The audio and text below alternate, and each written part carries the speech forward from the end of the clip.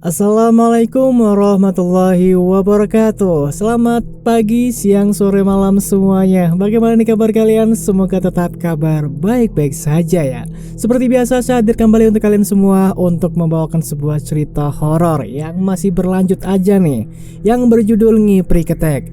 Buat kalian yang baru datang, yang baru nemu video ini, saya sarankan untuk terlebih dahulu menonton di part sebelumnya, karena ini khusus buat orang-orang yang sudah mengikuti cerita ini dari awal, dari part 1. Dan sekarang inilah buat kalian semua yang sudah gak sabar lagi menunggu kelanjutan dari cerita Ngipri Ketek ini.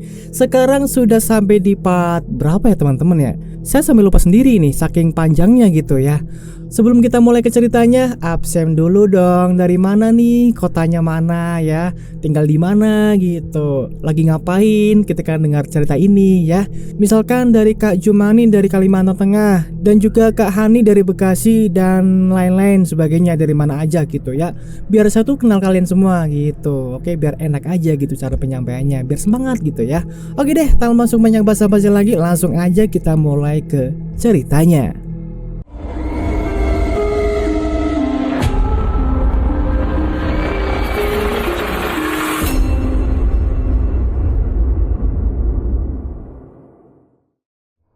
Hanya terdiam, itulah yang bisa dilakukan oleh Raden Kunchoro di saat mendapati seseorang yang memiliki aura pembunuh yang mengerikan. Sorotan matanya, wajahnya, cara dia menatap dan menggerakkan setiap bagian tubuhnya, semuanya benar-benar seperti bukan layaknya manusia. Raden Kunchoro segera mencari alasan agar dirinya bisa selamat. Dia tidak tahu apa yang akan terjadi jika tubuhnya diseret masuk ke dalam rumah tersebut. "Mari masuk," ucap pria itu sembari tersenyum. Aku cuma mampir saja, Mas. Aku ingin bertemu dengan Kang Didi," jelas Raden Kunchoro sembari menundukkan wajahnya. Tiba-tiba, tangan dari pria itu mencekik leher Raden Kunchoro. Sontak saja, Raden Kunchoro merasa kesakitan dengan cekikan yang amat kuat tersebut. "Aku mengetahui sesuatu yang tidak manusia biasa ketahui. Setiap kalimat yang berada dalam pikiranmu, aku mengetahuinya." Aura kematian dari pria tersebut meluas hingga membuat tubuh Raden Artonogoro dan juga Kang Waris terhenti sejenak. "Aura ini Raden Jokopati?" tanya bapak. "Sudah kuduga, dia tertangkap. Cepat Kang, kita harus selamatkan Raden Kunchoro sekarang."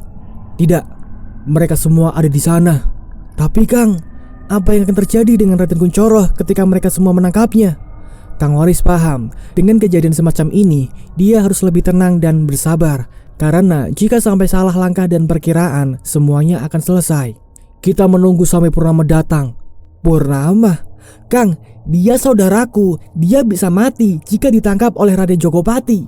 Kang Waris segera menampar wajah bapak dengan kencang. Saking kencangnya, tamparan itu membuat bapak kaget. Prak! Bapak memegangi pipinya sejenak. Dia kemudian menatap wajah Kang Waris. Belum paham apa yang dilakukan oleh Kang Waris sampai-sampai dirinya tega menampar wajah bapak. "Sadarlah Arto, kita harus tenang. Jika kita salah langkah saja, semua akan berakhir.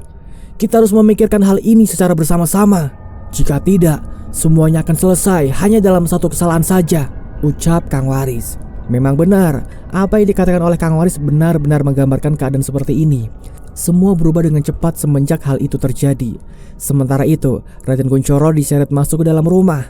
"Masuk cepat!" teriak Raden Jokopati. Mereka yang berada di dalam rumah tersebut langsung terkejut saat mendapati orang lain yang sedang diseret paksa oleh Raden Jokopati ke dalam rumah. "Ada apa ini, Mas?" tanya Raden Angkoro. "Dia adalah salah satu dari mereka," ucap Raden Jokopati kepada Raden Angkoro. Mbak Arumi dan juga Kang Didi terkejut saat melihat Raden Kunchoro tertangkap basah oleh Raden Jokopati. "Arumi, Didi, siapa orang ini?" tanya Raden Jokopati kepada mereka berdua. Raden Kunchoro menatap wajah Mbak Arumi dan juga Kang Didi. Dia kemudian tersenyum kepada mereka berdua seolah-olah mendapati sebuah rahasia yang selama ini tertutupi dengan halus. "Dia," ucap Mbak Arumi. "Aku Raden Kunchoro. Aku saudara dari Raden Artonogoro. Kalian terkejut kan mendengar hal ini? Kalian semua adalah para iblis yang berwujud manusia. Bajingan," ucap Raden Kunchoro dengan tegas. Tiba-tiba wajah dari Pak Lingga, Raden Angkoro, dan juga Raden Jokopati tersenyum lebar. Namun berbeda dengan 4 orang yang lainnya, yaitu Birawa, Mbak Arumi, Kang Didi, dan juga teman dari Jaja. Mereka semua justru menyayangkan hal tersebut.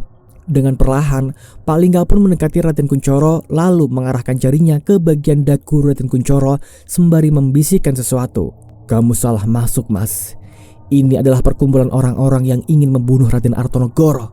Kamu mau mati," ucapnya. Keringat dingin pun mulai bercucuran di wajah Raden Kunchoro. Dia tidak menyangka jika omongannya itu berakibat fatal bagi dirinya sendiri. Pak Lingga masih tersenyum di hadapan Raden Kunchoro. Dia benar-benar menyukai gelagat dari Raden Kunchoro yang bisa dibilang sangat polos dan jelas-jelas berbeda dengan saudara kandungnya sendiri, yaitu Raden Artonegoro. "Bawa dia ke kamar," ucap Raden Jogopati. Teman dari Jaja pun menyeret Raden Kunchoro ke sebuah ruangan yang berada di rumah Mbak Arumi dan juga Kang Didi. Sedangkan Mbak Arumi dan yang lainnya, mereka tidak bisa berkata apa-apa lagi selain menuruti perintah yang diberikan oleh Raden Jogopati. Namun, Raden Kunchoro menatap wajah Birawa yang terlihat tidak tega dengan penangkapan yang dilakukan oleh Raden Jogopati kepada dirinya. Raden Kunchoro pun diikat di sebuah ruangan dan dijaga oleh teman dari Jaja. Dia hanya mengikuti perintah yang dilakukan oleh orang-orang yang mengekangnya selama ini. "Kau masuk ke tempat yang salah, Mas. Seharusnya kau tidak ikut campur atas masalah ini. Ini bukanlah tempatmu," ucap Raden Kunchoro. Teman dari Jaja ini hanya terdiam. Dia mengikat kencang kedua tangan dari Raden Kunchoro tersebut. "Ah!" teriak Raden Kunchoro saat kedua tangannya diikat dengan sangat kencang oleh pria tersebut. "Aku rasa kau adalah manusia yang tidak memiliki pendirian. Kau hanya tunduk kepada orang-orang yang sengaja mengendalikanmu, kan? Apakah karena uang, harta, keselamatan, atau jangan-jangan..." "Diam!" ucap pria itu dengan pelan. "Atau karena kau juga memiliki sebuah dendam kesumat terhadap seseorang?" tanya Raden Kunchoro dengan senyuman jahatnya. Pria itu langsung menampar wajah Raden Kunchoro hingga mengeluarkan bunyi suara yang keras. Prak! Bersama dengan itu, bibir dari Raden Kunchoro pun terluka. Ternyata tamparan yang diarahkan oleh pria tersebut benar-benar sangat kencang. Sejatinya, manusia itu membutuhkan kedamaian dan kebebasan. Selama diri kita masih dirongrong oleh yang namanya tekanan, kita bukanlah manusia seutuhnya, ucap Raden Kunchoro sembari menundukkan wajahnya. "Kau tahu apa tentang perjalanan hidup manusia? Semua manusia di dunia ini hanyalah gambaran orang-orang munafik," teriak pria itu. Raden Kunchoro yang mendengarkan hal itu hanya tertawa kecil. Lagi-lagi, dia melihat manusia bodoh yang dengan sadarnya ingin diperalat oleh orang-orang besar dan berkuasa darinya. Takdir adalah ketentuan hidup. Hidup dan matimu, semuanya sudah memiliki aturannya sendiri. Tapi berbeda lagi jika kamu ingin jadikan takdir itu sebagai letak sebagai ketentuan dari pegangan orang-orang yang berkuasa. Pria itu tersentak hatinya. Dia baru saja menerima tamparan hebat dari perkataan yang baru saja dilayangkan oleh Raden Kunchoro. Ada dua manusia yang hidup di dunia ini. Dia yang terus berjuang sampai menjadi pemenang, dan dia yang menyerah hingga menjadi... Potong Raden Kunchoro. Dia pun kemudian menatap wajah pria itu dengan tatapan menyepelekan apa yang sedang terjadi kepada dirinya. "Menjadi apa?" tanya pria itu. "Menjadi pecundang," ucap Raden Kunchoro. Tidak berselang lama, pintu ruangan pun terbuka lebar. Pak Lingga segera masuk ke dalam kamar tersebut. Raden Kunchoro hanya bisa tersenyum di saat semua perkataannya telah usai untuk dibicarakan kepada pria labil itu. "Ada apa ini?" tanya Pak Lingga. "Maaf Pak, saya baru saja menampar orang ini karena mengatakan hal yang Belum juga selesai menjelaskan, tiba-tiba Pak Lingga langsung berjalan ke arah pria tersebut lalu membisikkan sesuatu yang amat sangat mengerikan.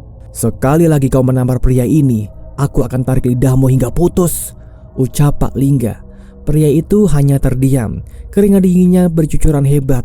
Entah mengapa, Pak Lingga benar-benar sangat mengerikan hingga ucapannya seperti peringatan dengan aura pembunuhnya yang cepat dirasakan hingga ke sekujur tubuh. Pak Lingga pun berjalan ke arah pria tersebut. Dia kemudian membersihkan luka di bibir Raden Kunchoro dengan kain yang sering digunakannya untuk membersihkan debu di bajunya. "Kamu itu adalah berlian bagi kami. Jangan mati dulu ya. Kita belum tanya-tanya seputar keluargamu dan apa yang menjadi rahasia terbesar dari keluargamu ini." Tertangkapnya Raden Kunchoro pun menjadikan pembahasan yang sangat panas di kalangan keluarga Raden Artonegoro. Setelah Nyi Rati dan juga Jaja kembali ke rumah, mereka berdua terkejut saat mendapati Raden Kunchoro tertangkap basah oleh kelompok Raden Angkoro. "Apa yang harus kita lakukan?" tanya Jaja. "Malam ini adalah malam purnama. Aku punya rencana untuk membebaskan mereka semua," jelas Kang Waris. Kang Waris pun menjelaskan rencana yang akan dia buat untuk menyelamatkan Raden Kunchoro dan menyerang balik Raden Angkoro dan yang lainnya. Adapun rencana tersebut adalah rencana untuk menciptakan Malam Berdarah, yang bertujuan untuk membumi hanguskan kelompok Raden Angkoro. Rencana tersebut antara lain: yang pertama, Kang Waris bersama dengan Bapak akan berada di rumah tepat setelah waktu penyerangan itu dilakukan. Hal ini dikarenakan Raden Jokopati dan yang lainnya akan mencari ibu dan membunuh anak yang sedang dikandungnya. Yang kedua, Jaja dan Nyi Ratih. Mereka berdua akan bertolak menuju rumah Mbak Arumi dan juga Kang Didi. Mereka akan berusaha untuk membebaskan Raden Kunchoro. Yang ketiga, jika benar apa yang dikatakan Kang Waris, maka sistem penyerangan dari mereka akan berada di dalam dua sisi. Sisi pertama berasal dari siluman ketek yang akan menggaungkan gamelan sebelum penyerangan itu berlangsung. Lalu, Birawa akan memanggil sekumpulan demit yang berasal dari alas wingit untuk menyerang kembali keluarga Raden Artonogoro. Dan yang terakhir, semua tidak akan berakhir sebelum pertumpahan darah terulang kembali. Alas wingit adalah penentu dari keselamatan dan kematian mereka yang berada di dalamnya. Jika Kang Waris dan yang lainnya kalah, maka seluruh warga yang berada di alas wingit akan tunduk kepada Raden Angkoro. Dengan begitu, dia akan mengendalikan semuanya untuk membentuk keinginannya sendiri. Bagaimana? Apa kalian mengerti? Tanya Kang Waris kepada yang lainnya. Nyi Ratih hanya terdiam. Dia menggenggam tangannya kuat-kuat. Sepertinya Nyi Ratih benar-benar bertekad untuk menghabisi Mbak Arumi dan juga Kang Didi. Karena keduanya adalah orang munafik yang menyamar sebagai warga desa hanya untuk mendapatkan apa yang tuannya inginkan, yaitu Birawa. "Beri aku senjata," ucap Nyi Ratih. Mendengar kalimat yang terucap oleh Nyi Ratih, semua orang yang berada di situ langsung terkejut. "Kau tidak harus membunuh mereka," jelas Kang Waris kepada Nyi Ratih. "Apakah kau pernah merasakan rasanya sakit hati yang tidak bisa diungkapkan dengan perkataan?" tanya Nyi Ratih. Kang Waris hanya terdiam. Dia pun kemudian masuk ke dalam rumah untuk mengambil sesuatu yang nantinya akan digunakan sebagai senjata dari Nyi Ratih. "Mbak," ucap ibu, "aku akan menyelamatkan suamiku bagaimanapun caranya. Jika malam berdarah ini adalah takdir dan akhir dari kehidupanku, aku ingin mati bersama dengan Raden Kunchoro," ucap Nyi Ratih dengan tegas. Tidak lama kemudian, Kang Waris pun keluar dari rumah. Dia mengambil sebilah pisau kecil yang ujungnya sangat lancip dan sudah dioleskan oleh racun. Senjata ini dulu digunakan untuk melawan orang-orang pemberontak di masa lalu. "Lakukanlah jika kau ingin menyelamatkan suamimu," jelas Kang Waris. Nyi Ratih pun mengambil senjata tersebut. Kepercayaan dirinya kembali pulih. Darahnya benar-benar mengalir deras dan semangat untuk menghabisi orang-orang yang bersinggungan dengannya benar-benar terasa dari tatapan tajam mata Nyi Ratih. "Ingat, jika sudah menyelamatkan Raden Kunchoro, hindari pertumpahan darah," jelas Kang Waris. Bapak masih terdiam. Dia tahu orang-orangnya sangat sedikit, sangat mustahil untuk bisa lari dan selamat dari tekanan orang-orang yang ingin membunuhnya. Akan tetapi, dengan misi penyelamatan Raden Kunchoro, mereka semua seperti terbakar oleh api semangat untuk membunuh orang-orang yang selama ini terus-menerus mengganggu kehidupannya. Purnama telah terangkat ke atas langit. Cahayanya sangat cerah, namun di sisi-sisinya terdapat awan merah yang menggambarkan sebuah tragedi yang akan terjadi di malam ini. "Kami berangkat dulu," jelas Jaja. Jaja dan Nyi Ratih pun berangkat secara sembunyi-sembunyi menuju rumah Mbak Arumi dan juga Kang Didi. Namun sebelum mereka berangkat, mereka berdua mendengar sesuatu yang mengerikan yang berasal dari alas wingit.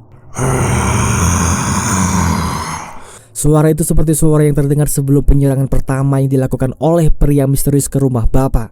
"Kang," ucap Bapak. "Kita mesti bersiap-siap," jelas Kang Waris. Jaja dan Nyi Ratih pun tetap melanjutkan perjalanan. Walaupun mereka berdua merasa takut dengan suara mengerikan itu, namun mereka tidak memiliki pilihan lagi selain menyelamatkan Raden Kunchoro. Kang Waris dan Bapak segera mengatur strategi untuk menghindari kesalahan yang sama saat mereka tidak bisa menyelamatkan Mbak Ina dan yang lainnya, termasuk juga Mas Cipto, korban terakhir dari penyerangan yang dilakukan oleh Raden Angkoro dan juga Pak Lingga. Mereka tidak ingin pertumpahan darah terjadi kepada keluarga dan golongannya. Bapak juga meminta kepada ibu untuk selalu bersembunyi bersama dengan Mas Rahardian sebelum semuanya selesai. "Bu, ibu di sini aja sama Mas Rahardian. Aku dan juga Kang Waris, kami berdua akan melindungi rumah ini dan mencegah mereka untuk masuk ke dalam rumah," jelas Bapak. "Pak, aku takut," jelas ibu. "Tenang, semua akan berjalan sesuai rencana. Jangan keluar sebelum aba-aba dariku," jelas Bapak kepada ibu. Ibu hanya mengangguk paham. Bapak pun kemudian menutup lemari dan mengunci-nya dari luar. Dia percaya jika semua akan baik-baik saja selama semuanya berjalan sesuai dengan rencana. Saat Bapak meninggalkan kamar, tiba-tiba hal yang terjadi secara cepat. Suara gamelan langsung berbunyi di sekitaran rumah. Lampu rumah langsung mati dalam sekejap. Suara monyet-monyet mulai terdengar dari atap rumah. Bapak pun berjaga-jaga. Dia tidak mau jika penyerangan itu lebih cepat jauh dari perkiraannya. Sembari mengeluarkan pisau yang telah lama diberikan oleh Kang Waris, Bapak pun selalu mengerahkan pisau itu ke arah depan dengan tujuan untuk berjaga-jaga.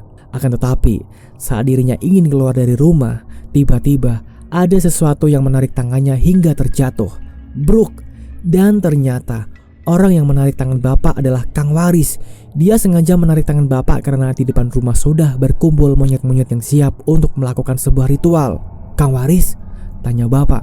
"Shh, Raden Jogopati ada di sini," jelas Kang Waris sambil menyuruh kepada Bapak untuk diam sejenak.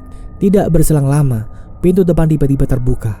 Lalu suara kincringan terdengar dengan jelas. Bapak dan Kang Waris melihat dengan jelas sosok siluman monyet yang masuk ke dalam rumah. Sorot matanya menyala dan bersinar di dalam kegelapan ruangan tersebut. Bulu-bulunya yang berwarna putih hingga taring di mulutnya yang besar seolah-olah menggambarkan bahwa sosok itu benar-benar sedang marah. Sosok itu berjalan ke arah yang berbeda dari tempat di mana ibu disembunyikan. Kang Waris dan juga Bapak masih cukup tenang karena sosok tersebut tidak berada di dekatnya. Akan tetapi, tidak lama kemudian, terdengar suara teriakan yang berasal dari kamar ibu. Bapak dan Kang Waris pun segera menuju ke ruangan ibu. Namun, mereka berdua langsung menghentikan langkahnya ketika sosok siluman monyet itu sedang mengangkat tubuh Mas Rahardian hanya dengan satu tangan. "Rahardian!" teriak Bapak. Namun sosok siluman monyet itu segera mengeluarkan suara yang begitu menyakitkan di telinga mereka semua. Kang Waris mencoba untuk maju ke arah depan. Namun baru satu langkah saja ia maju, sosok siluman monyet itu menggertak seperti memberikan pantangan kepada Kang Waris agar tidak maju ke arah depan. Bapak pun mulai kebingungan. Dia pun segera menanyakan kepada Kang Waris apa yang harus dilakukan untuk bisa menyelamatkan Mas Rahardian. Tidak berselang lama, dari dalam kamar itu terdengar suara wanita yang begitu mengerikan. "Lepaskan cucuku!"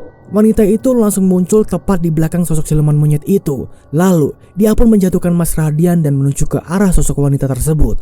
Lalu sosok siluman monyet itu berteriak kencang hingga teriakannya membuat orang yang mendengarnya langsung menutup rapat-rapat telinganya.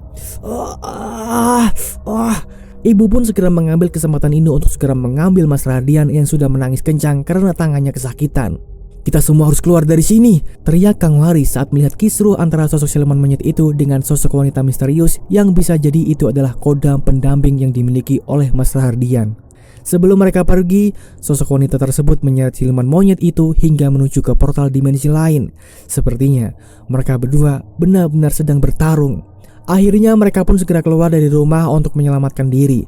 Namun saat mereka baru saja keluar dari pintu, tiba-tiba ada seorang pria dengan menggunakan pakaian yang sering Bapak dan yang lainnya ketahui. "Kau?" tanya Bapak. Dia adalah pria misterius yang bernama Birawa. Entah mengapa, dirinya sudah berada di hadapan rumah Bapak. "Aku tidak akan menyerang kalian," jelas Birawa. Bapak dan yang lainnya sempat tak percaya dengan apa yang baru saja dikatakan oleh Birawa. Namun dengan ungkapan semacam itu, tampaknya ada sesuatu yang merubah pikiran Birawa sampai-sampai dirinya dengan yakin tidak ingin melakukan penyerangan kepada Bapak. "Saudaramu sedang ditawan di rumah Arumi. Aku sudah menyiapkan rencana penyelamatan untuk saudaramu. Akan tetapi, orang pemerintahan itu menjaganya dengan ketat." Birawa pun menyuruh kepada mereka untuk segera menyelamatkan Raden Kuncoro sebelum Raden Kuncoro dibunuh oleh Pak Lingga dan yang lainnya. Belum tahu apa alasan Birawa sendiri merubah rencananya tersebut. Akan tetapi kemungkinan besar ada sesuatu yang terjadi pada diri Birawa hingga membuat dirinya melakukan perubahan pada rencananya. Bapak masih teringat akan kanuragan yang dimiliki oleh Birawa. Kemungkinan besar dia memiliki kanuragan yang sebanding dengan Raden Angkoro dan yang lainnya. Akhirnya Bapak dan yang lainnya pun segera bertolak ke rumah Mbak Arumi. Misi mereka adalah menyelamatkan Raden Kuncoro dan kabur dari desa Alaswingit. Bersama dengan itu, Jaja dan juga Nyi Ratih telah lebih dulu masuk ke rumah Mbak Arumi lewat pintu belakang. Mereka berdua juga heran, mengapa pintu belakang rumah Mbak Arumi tidak terkunci, sedangkan semua pintu lainnya benar-benar terkunci dengan rapat. Nyi Ratih dan Jaja terus mencari keberadaan Raden Kuncoro. Namun, saat di mana dirinya sedang mencari keberadaan Raden Kuncoro, tiba-tiba kaki dari Nyi Ratih ditarik oleh sesuatu hingga tubuhnya terjatuh dan diseret hingga ke sebuah ruangan. "Nyi!" teriak Jaja. "Jaja, tolong aku!" Nyi Ratih mencoba untuk menahan tarikan itu dengan memegangi daun pintu. Namun tiba-tiba, bruk, kepala Nyi Ratih ditimbuk sesuatu dari arah belakang. Dia pun pingsan dan perlahan tubuhnya menghilang di ruangan tersebut. Jaja yang melihat hal itu tidak bisa berbuat apa-apa. Kini, misi penyelamatan Raden Kunchoro benar-benar tidak sesuai dengan apa yang ia pikirkan sebelumnya. Tidak berselang lama, dari ruangan tersebut keluar seseorang sembari menyeratkan kayu balok di lantai. "Siapa namamu? Di mana Nyi Ratih? Raden Kunchoro, di mana kamu menyembunyikan mereka berdua?" tanya Jaja. Setelah sosok itu keluar dari ruangan, tatapan Jaja langsung tercengang di saat melihat orang yang berada di hadapannya sekarang ternyata adalah temannya sendiri yang berasal dari pabrik bawang tempat dulu Jaja bekerja. "Mas Mo," ucap Jaja. "Gimana kabarmu, Jah?" ucap teman Jaja yang bernama Mas Mo itu.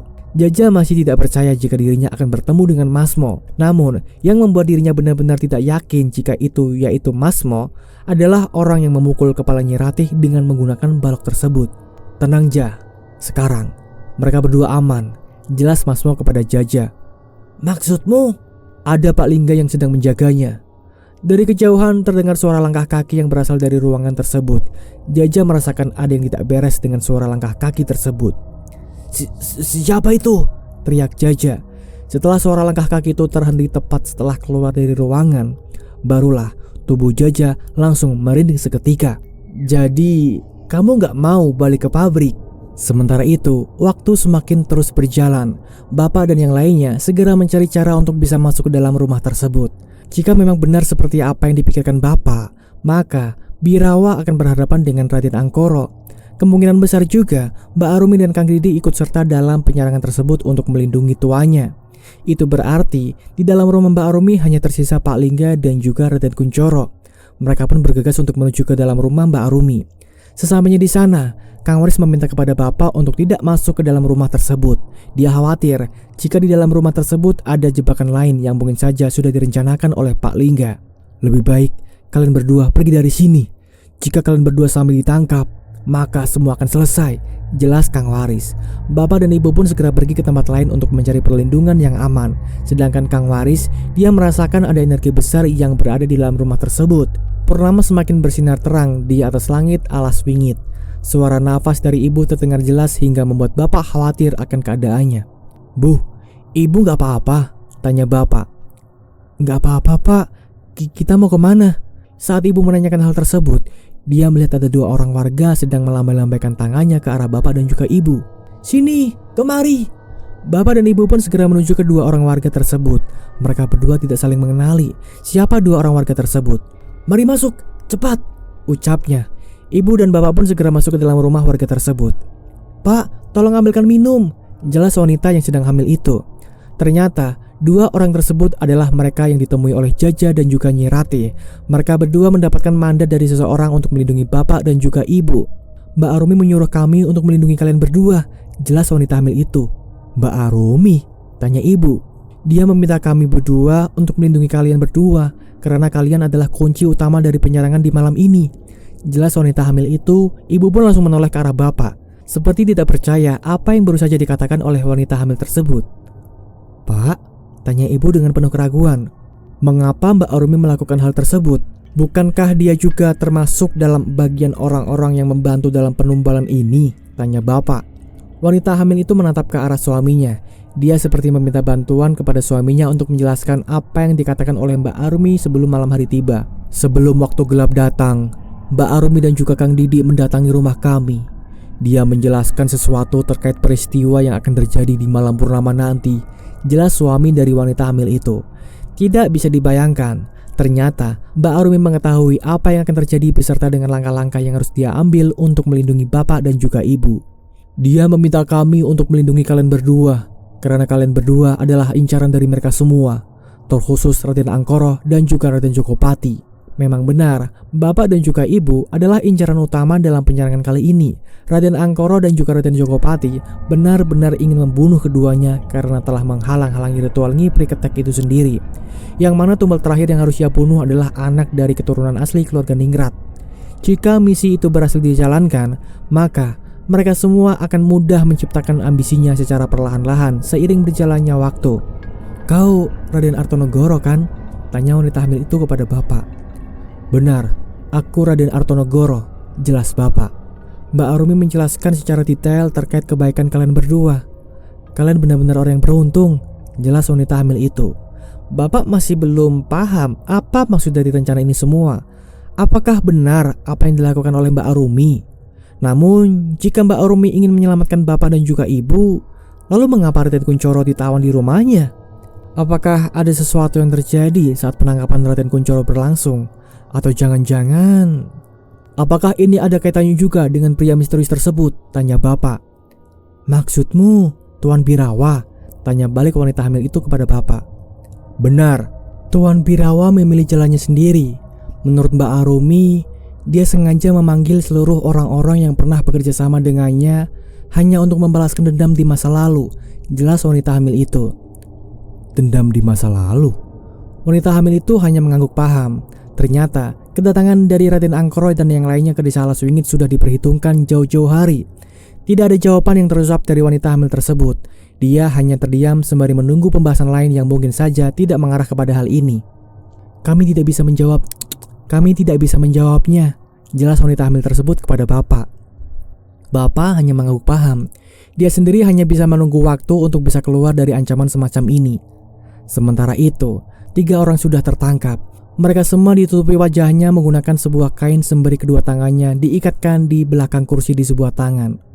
Arumi, di mana tuanmu itu? Tanya Raden Angkoro kepada Mbak Arumi. Maaf mas, tadi beliau keluar sebentar untuk menuju ke hutan Alaswingit. Katanya dia ingin memanggil Nyai, jelas Mbak Arumi. Bagus, sudah 3 tahunan yang kita tangkap. Kini tinggal Arto dan istrinya saja yang belum tertangkap, jelas Raden Angkoro. Di ruangan tersebut sudah berkumpul 5 orang yang kemungkinan besar ikut berkecimpung dalam penyerangan malam purnama. Mereka adalah Mbak Arumi, Kang Didi, Masmo, Pak Lingga, dan juga Raden Angkoro. Kelimanya seperti menunggu sesuatu untuk diselesaikan secara bersama-sama. Baiklah, aku keluar sebentar, ucap Raden Angkoro kepada yang lainnya. Raden Angkoro keluar dari ruangan tersebut. Entah apa yang ingin dia lakukan, tapi sepertinya Raden Angkoro ingin melakukan sesuatu sembari menunggu Birawa. Lepaskan kami, lepaskan, teriak Nyi Rati. Pak Lingga yang mendengar rintihan permintaan tolong itu langsung tertawa kencang. Dia seperti menikmati hal-hal yang sudah pernah terjadi di saat ritual pabrik bawang tersebut. Aku rindu ritual di pabrik bawang. Kali ini, kamu tidak bisa lari lagi, Cak. Kamu sudah ditakdirkan untuk mengalirkan darah untuk keseimbangan kehidupan kami semua, jelas Pak Lingga. Pak Lingga pun kemudian berjalan keluar dari ruangan tersebut. Namun sebelum dirinya keluar, Pak Lingga meminta kepada Masmo untuk menyiksa ketiganya dengan memecut bagian kaki dan tangan ketiga tawanan tersebut. Pecut mereka semua sampai tangisannya berubah menjadi air mata darah, jelas Pak Lingga kepada Masmo sembari berjalan keluar dari ruangan tersebut. Masmo hanya mengangguk paham.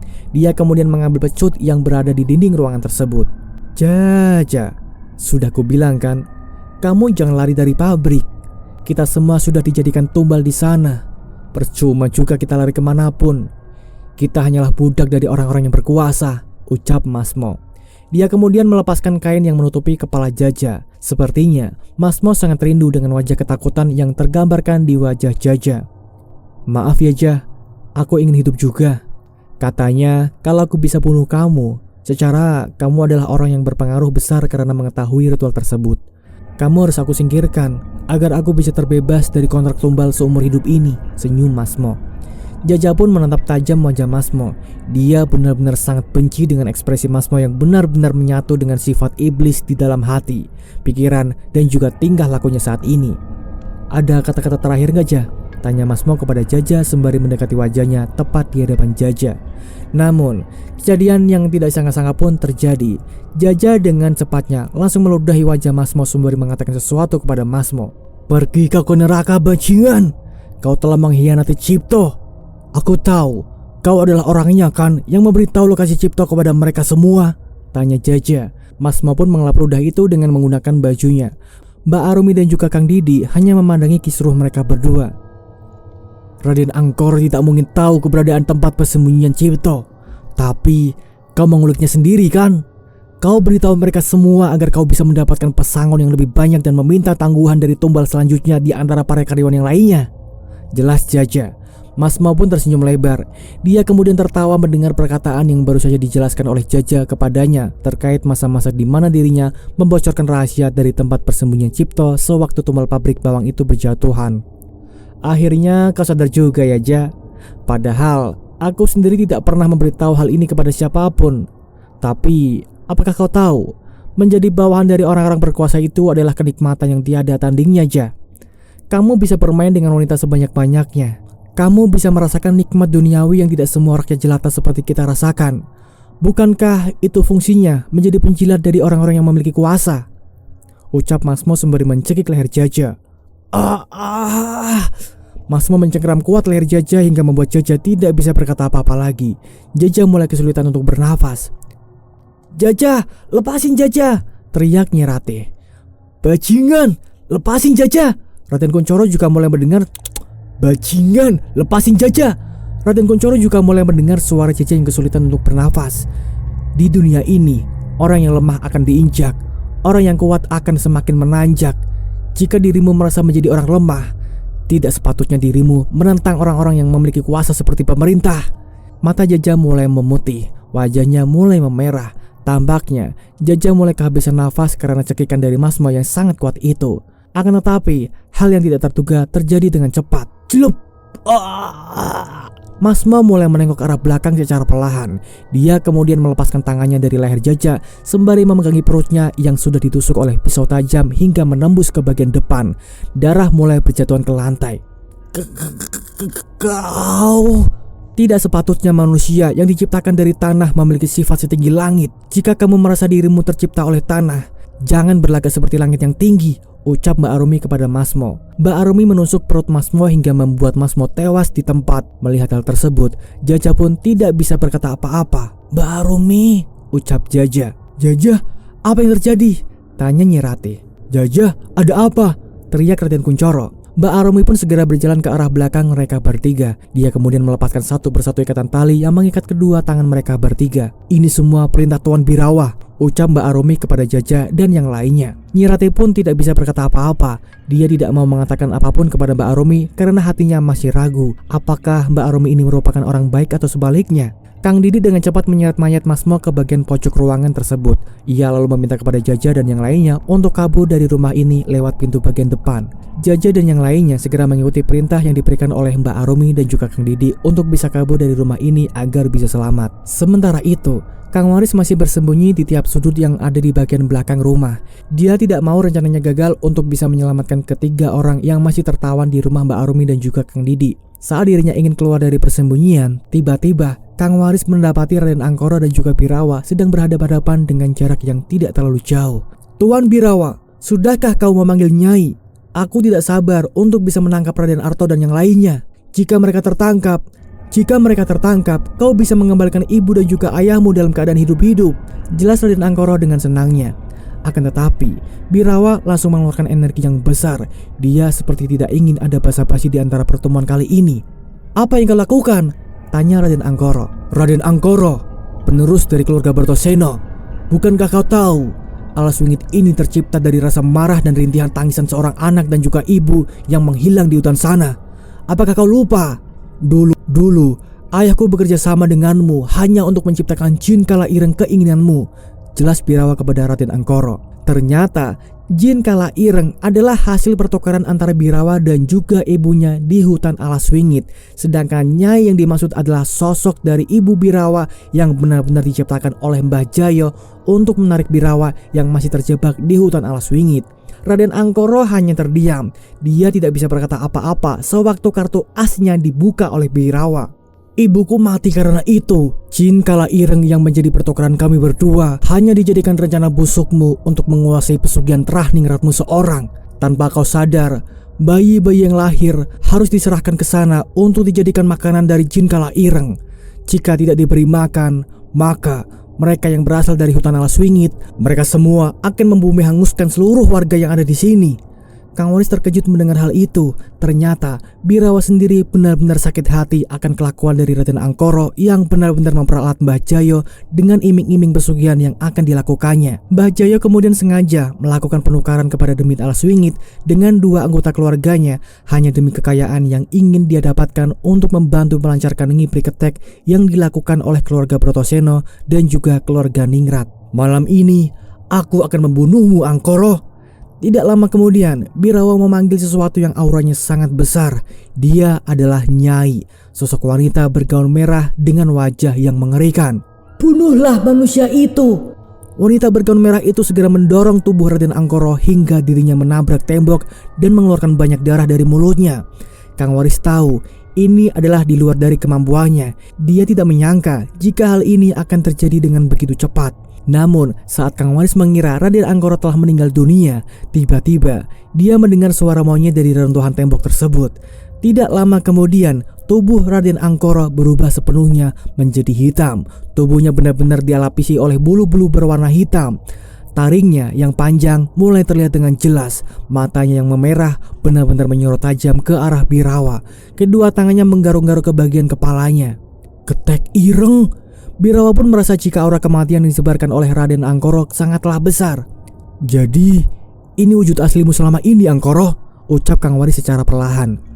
Di lain sisi, cepat, kita harus lari, teriak Jaja. Mereka pun menuju ke arah ruangan depan. Namun, sewaktu mereka ingin keluar lewat pintu depan, tiba-tiba mereka bertiga terkejut di saat melihat seorang pria sedang terduduk sembari mengisap potong rokoknya yang akan habis.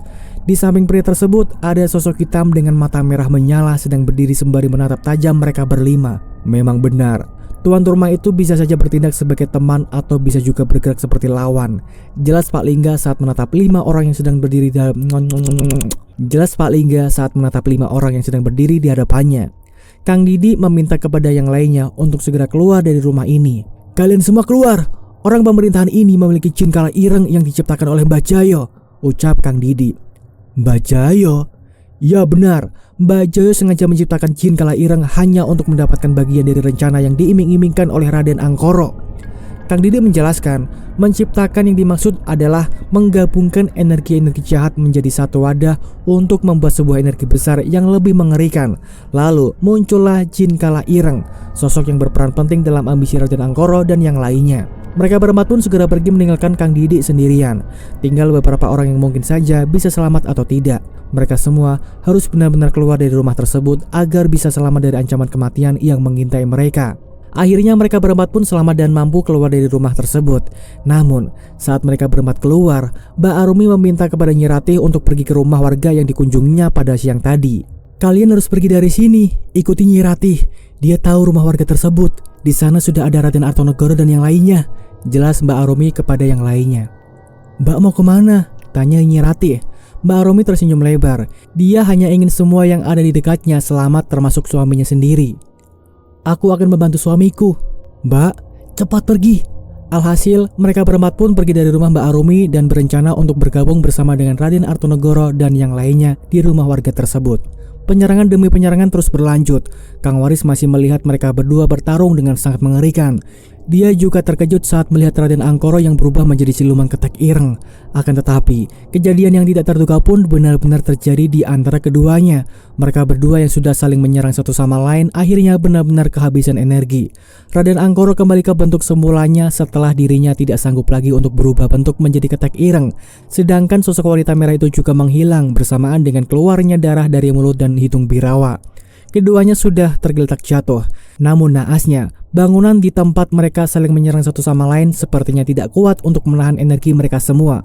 Keduanya terjatuh tepat di saat reruntuhan bangunan tersebut perlahan ambruk karena energi yang mereka berdua keluarkan.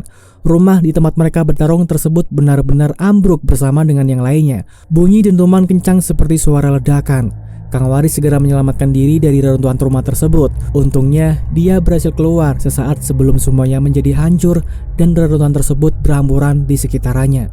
Kang Waris tidak menyangka, ternyata semuanya sudah selesai sampai di sini. Apakah semuanya sudah selesai? Tidak ada tanda-tanda pergerakan lagi. Semuanya terdiam.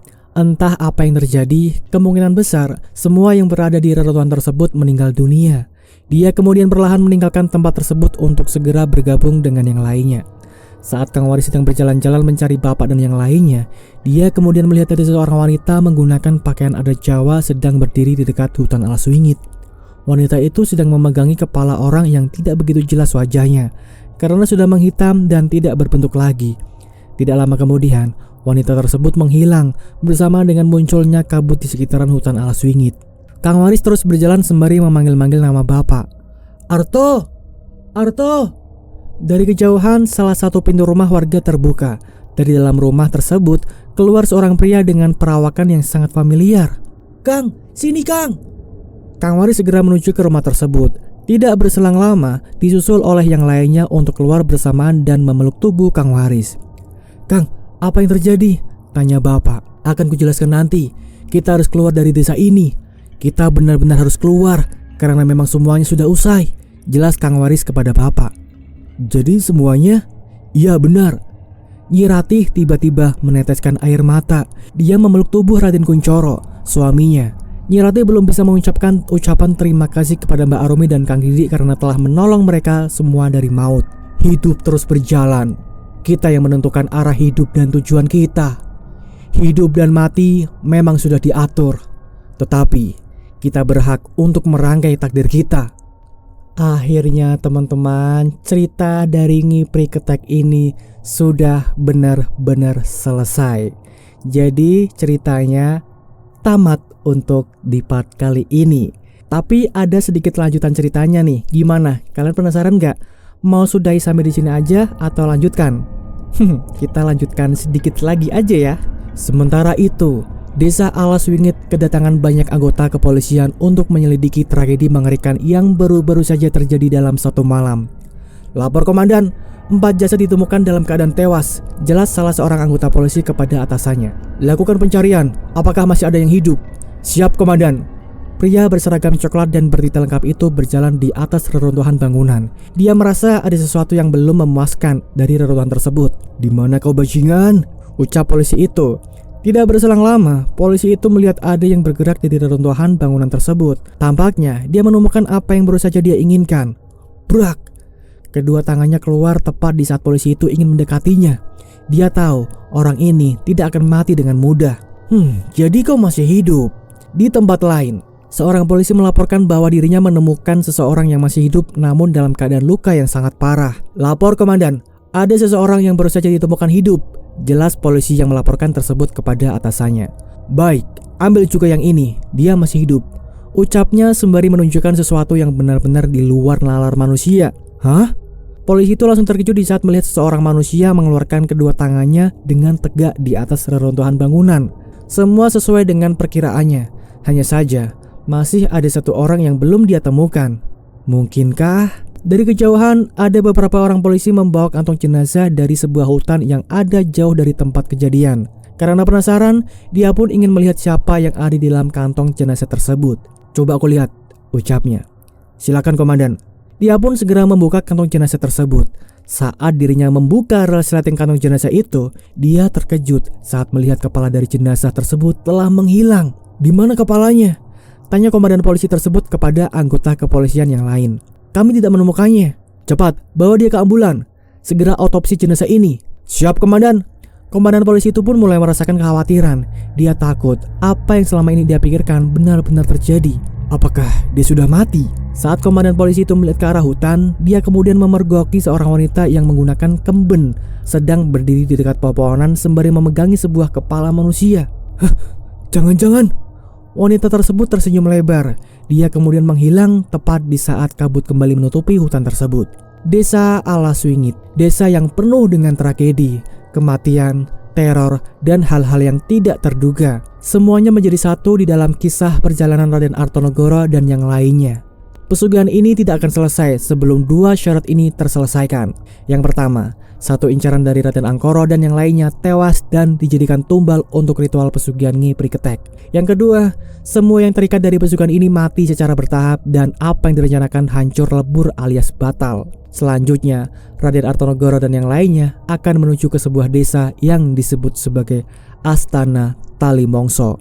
Desa ini dikenal dengan penyembahan khusus para wanita hamil yang dilakukan oleh warga sekitar untuk ditumbalkan. Dan itulah teman-teman ceritanya, sampai di sini akhirnya tamat.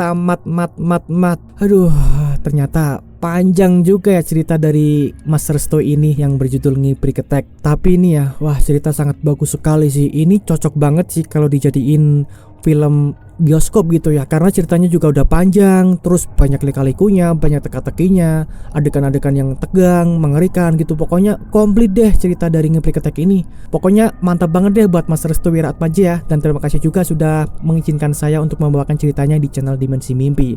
Dan itulah teman-teman, ceritanya sudah selesai ya. Bagaimana nih pendapat kalian tentang cerita ini? Bagaimana nih menurut kalian tentang perjalanan Raden Artonegoro dan yang lainnya? Silakan beri pendapat kalian di kolom komentar di bawah video ini ya. Akhirnya selesai juga teman-teman.